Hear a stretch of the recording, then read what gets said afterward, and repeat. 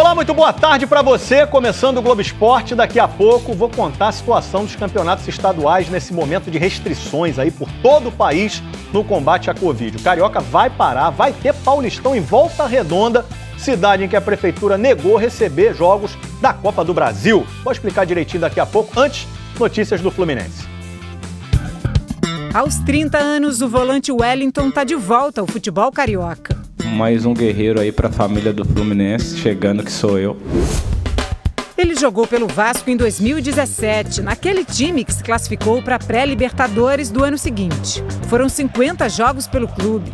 Saiu de lá em julho de 2018 para o Atlético Paranaense, onde chegou marcando gol e se firmou nas últimas 3 temporadas. E lá foram 3 anos e 6 finais e 4 títulos, né? Onde eu era o atleta que mais jogava no Atlético, capitão do time.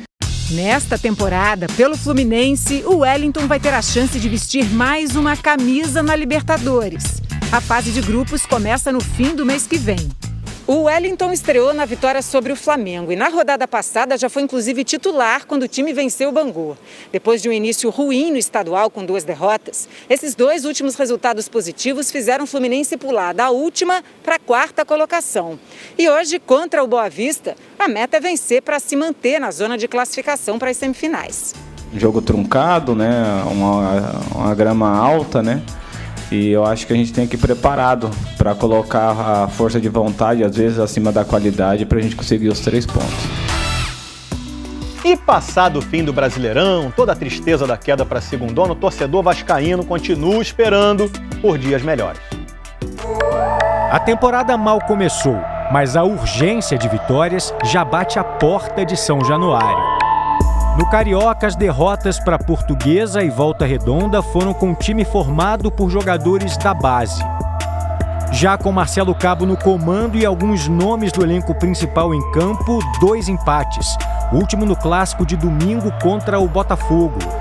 O Vasco é o penúltimo colocado do estadual com 2 pontos ganhos, um a mais que o Lanterna Macaé, adversário de amanhã em São Januário. Não é para pensar de uma maneira conformista e aceitar isso. Não é para aceitar. Mas precisa ter em mente que o processo é longo. Na Copa do Brasil, a classificação para a 2ª fase, na semana passada, não veio com uma vitória sobre a Caldense. Veio com um empate sofrido.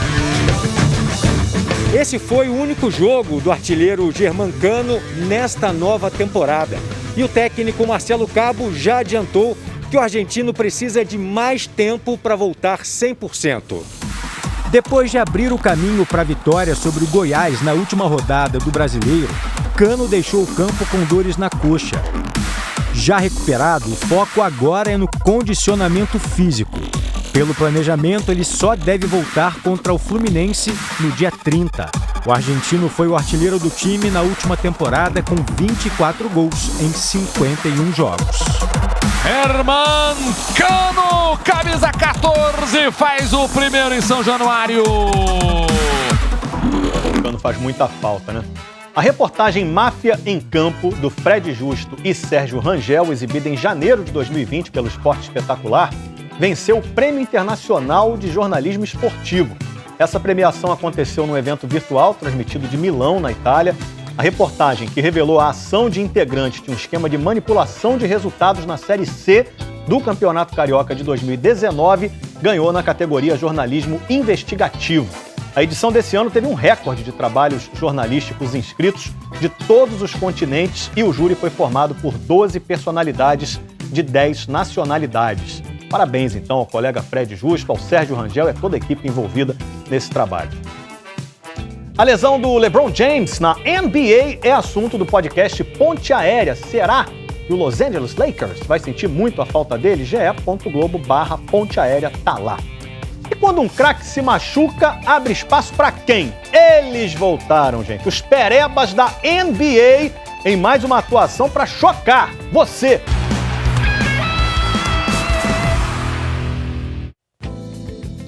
Daqui a pouco, a gente vai falar da paralisação no futebol no Rio, né, por 10 dias a partir de sexta-feira. E também dos jogos do Paulistão em Volta Redonda e da negativa da Prefeitura de lá em receber jogos da Copa do Brasil. Amanhã, gente, Flamengo enfrenta o Botafogo pelo Campeonato Carioca e um cara que foi campeão estadual e mais um montão de coisa no ano passado com o Flamengo soltou o verbo pra cima da diretoria. No sábado, o Flamengo anunciou que havia desistido de contratar o Rafinha, alegando que a questão financeira intensificada pela pandemia de Covid-19 impediu a viabilização de um acordo com o lateral. Ontem, o jogador deu entrevista ao programa Seleção Sport TV. Questão financeira. Não é verdade. Eu flexibilizei de todas as formas. Não é o valor, é muito menos do que eu ganhei na minha primeira passagem pelo Flamengo, que não faz tanto tempo assim, faz um ano. Então, assim, eu esperei o Flamengo fazer uma proposta, né, que claramente eu ia aceitar. Peça importante do time campeão brasileiro e da Libertadores em 2019, o lateral se disse vítima de uma briga política entre dirigentes do Flamengo. O treinador queria. O departamento de futebol todo queria. Os torcedores, que são os mais importantes, me queriam.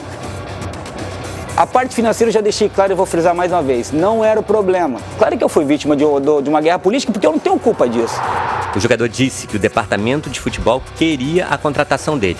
Outros diretores, não.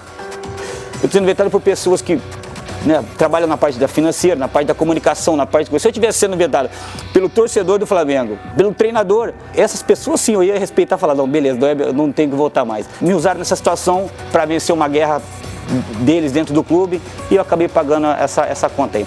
Rafinha deixou o Flamengo em agosto do ano passado para jogar no Olympiacos. Em fevereiro, rompeu o contrato com o clube grego.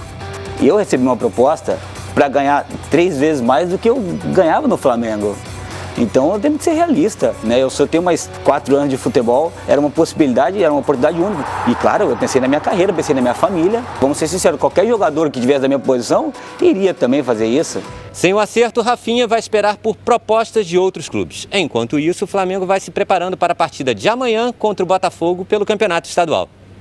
O time que vem jogando o torneio ainda treinou sob o comando do técnico da equipe sub-20, Maurício Souza. A tendência é que ele continue à frente da equipe no Clássico, já que Rogério Ceni ainda trabalha com a maior parte do elenco principal na pré-temporada para as principais competições do ano. Marcelo Chamusca completou ontem um mês à frente do Botafogo.